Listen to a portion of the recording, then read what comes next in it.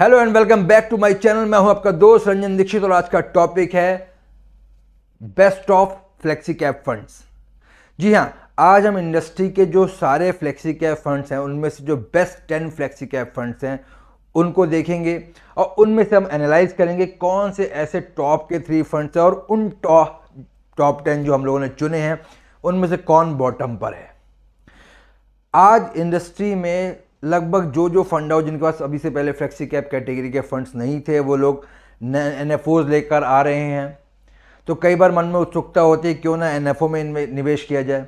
मेरे हिसाब से जो फंड्स जिनको काफ़ी अच्छा समय हो चुका है इंडस्ट्री में और जिनका एक कंसिस्टेंसी का ट्रैक रिकॉर्ड है और हमें मालूम है कि उन्होंने इस तरीके के रिटर्न्स बना के दिए हैं, सबसे पहले हमें उन्हीं फंड को चुनना चाहिए। केवल 10 रुपये की एनएवी के चक्कर में या न्यू फंड ऑफर के चक्कर में हमें नहीं आना चाहिए। हमें उन फंड्स को चुनाव करना चाहिए जो पहले से ही उस कैटेगरी में प्रेजेंट हैं और जो कंसिस्टेंसी के साथ अपने इन्वेस्टर्स को अच्छा खासा प्रॉफिट देते हुए चले आ रहे हैं। फ्लेक्सी कैप फंड्स में फंड मैनेजर के पास पूरी आज़ादी होती है। वो किसी भी सेक्टर में, किसी भी मार्केट कैपिटलाइजेशन में, किसी भी ज्योग्राफी में इन्वेस्ट कर सकता है। जैसा कि उसको मार्केट में लगेगा कि हाँ ये सेक्टर अच्छा है या ये मार्केट कैपिटलाइजेशन फेवरेबल दिखाई पड़ रहा है तो वो अपने हिसाब से उस सेक्टर में, उस कैपिटलाइजेशन में, उस ज्योग्राफी में इन्वेस्ट करता है। ये जो कैटेगरी है फ्लेक्सी कैप कैटेगरी, ये किसी भी नए इन्वेस्टर के लिए भी अच्छी है। कोई भी व्यक्ति जो बहुत ज़्यादा अपने आप को सोचता है कि हाँ मैं बहुत ज़्यादा रिस्क लेना नहीं चाहता हूँ, although flexi cap equity category risky है लेकिन ये है कंपैरेटिवली मिड और स्मॉल कैप की तुलना में कम रिस्की होती है क्योंकि मेजॉरिटी फंड हाउसेस आज भी फ्लेक्सी कैप फंड्स में एक बड़ा पोर्शन लार्ज कैप का ही लेकर चलते हैं। तो चलिए अभी समझते हैं कि जो मैंने टॉप 10 फंड्स चुन के रखे हुए हैं 26 फंड्स में से, उनमें से बेहतर फंड कौन सा है।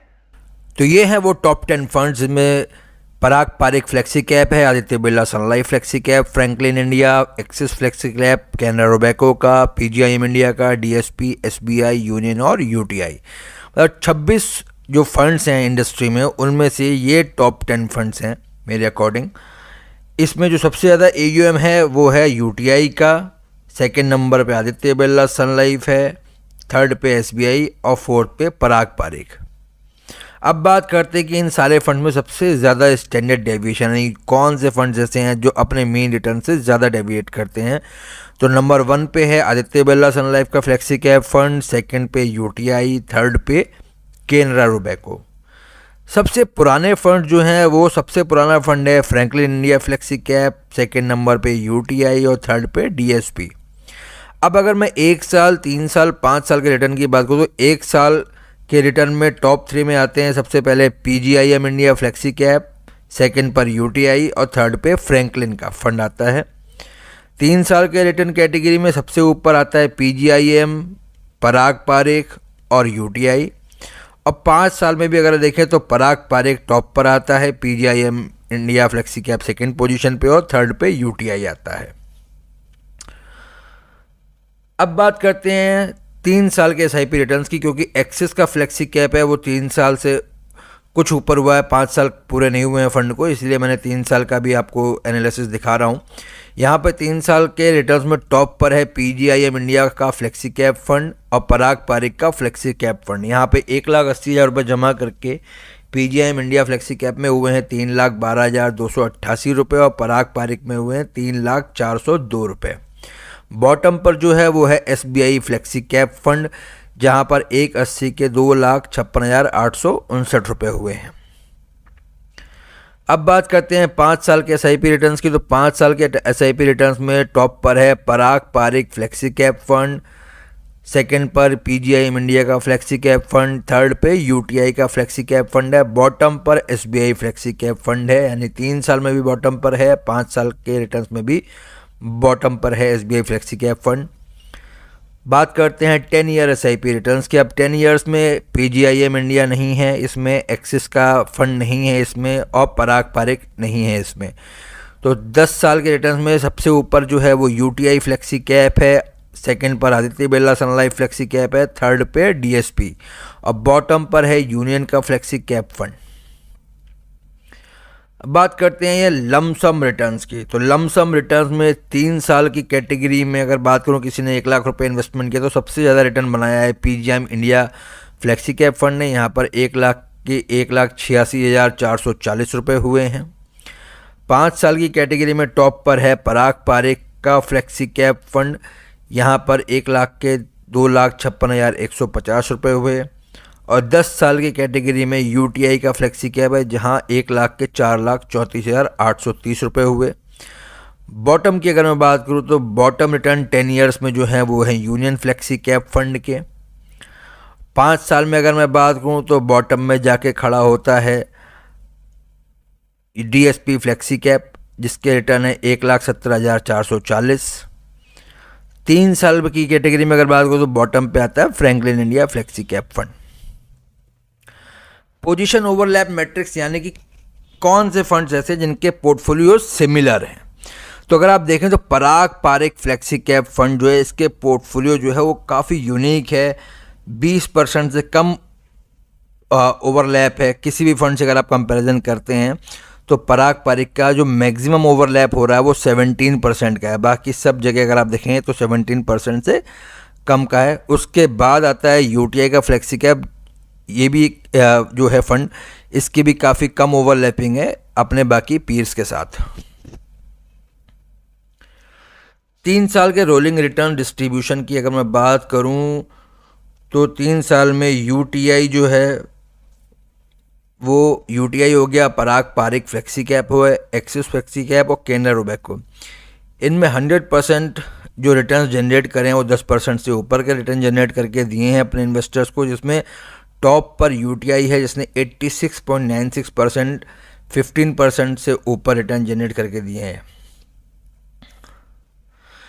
5 साल के रोलिंग रिटर्न की अगर मैं बात करूं तो अगर आप देखें तो यहाँ पर जो विनर है वो है पराग पारेख फ्लेक्सी कैप फंड, यानी 79.09% टाइम्स जो है पराग पारेख ने 10% से ऊपर का रिटर्न जनरेट करके दिया है, और लेस देन 10% केवल 20.91% बार दिया है।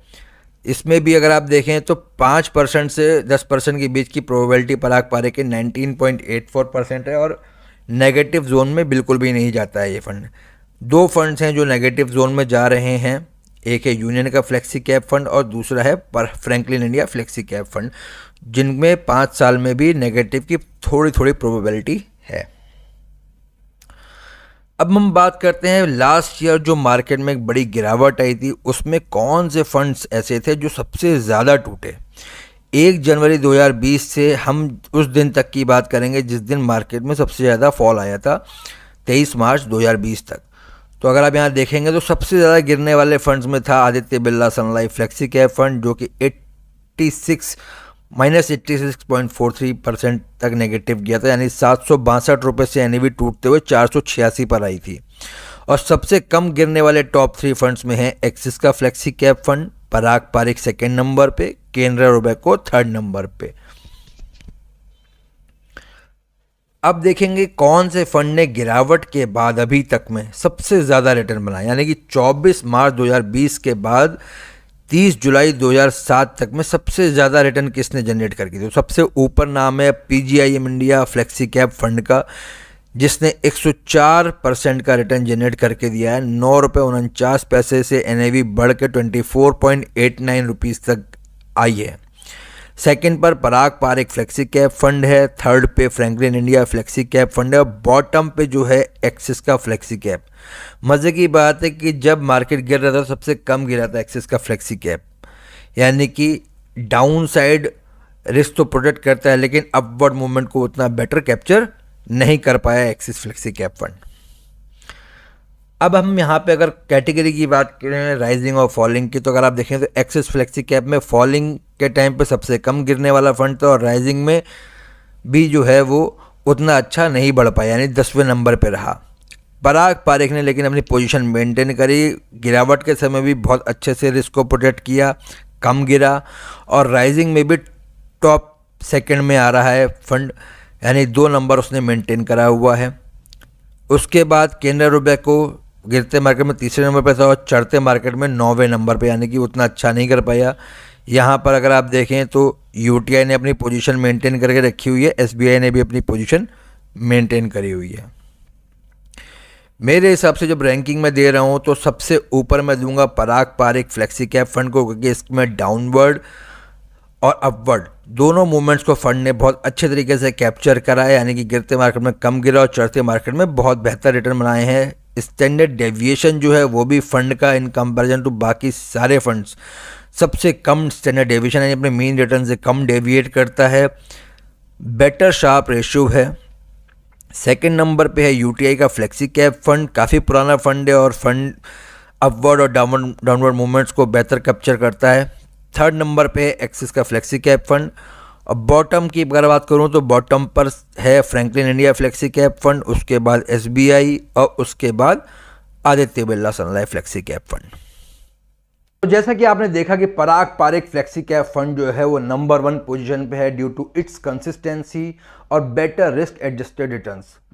कम डेविएट करता है अपने मीन रिटर्न से और अपने इन्वेस्टर्स को काफ़ी अच्छा प्रॉफिट, चाहे एसआईपी के मीडियम से हो चाहे लमसम मीडियम से हो, दोनों ही तरीके में नंबर 1 पोजीशन पे आ रहा है। सेकंड पे यूटीआई फ्लेक्सी कैप फंड है, ये भी काफ़ी अच्छे रिटर्न्स दिए हैं, बहुत कम बार नेगेटिव जोन में गया है कैलेंडर ईयर्स की बात अगर मैं करूं। थर्ड पे एक्सिस है। अब अगर मैं बात करूं, एक्सिस भी तो एक एनएफओ ही था आज से 3 साल पहले, लेकिन पराग पारिक जो कि उससे पुराना फंड है उसने अच्छे रिटर्न दिए। यूटीआई जो कि सबसे पुराना फंड है इंडस्ट्री में, वो आज भी एक्सिस के ऊपर है। तो सिर्फ एनएफओ में इस वजह से कि उसकी 10 रुपये की यूनिट है या नया फंड ऑफर है तो हमें अच्छा रिटर्न बना के देगा, ऐसा बिल्कुल भी नहीं है। जो भी पुराने फंड्स हैं आप उनमें चूज़ करिए कि कौन सा फंड बेटर है, उसमें निवेश करिए। उम्मीद है आपको ये वीडियो पसंद आया होगा। अब मुलाकात होगी अगले वीडियो पर, तब तक के लिए थैंक यू।